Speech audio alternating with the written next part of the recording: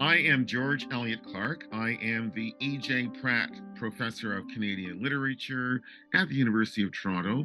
This is such an incredibly onerous question to have, and yet it is a question that riles and royals poets of many different types, whether or not one is a print-oriented poet, page-oriented poet, or a stage-oriented poet who's working with a microphone and gestures, gesticulating and orating the verses, reciting the verses aloud, and so on. They both have their strengths.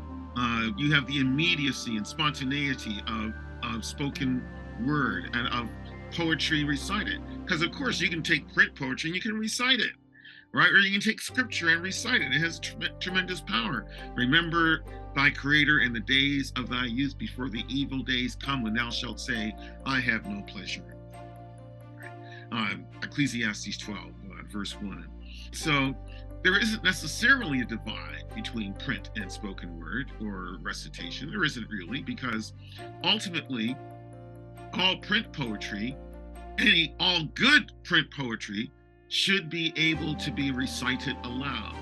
So this is a long way, and I know I've taken a long way to come around to it, but there is no division between print and orality, except for the fact that some of us want to pretend that one is better than the other, when they are both two sides of the same coin.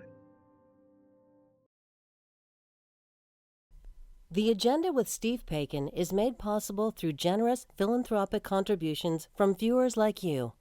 Thank you for supporting TVO's journalism.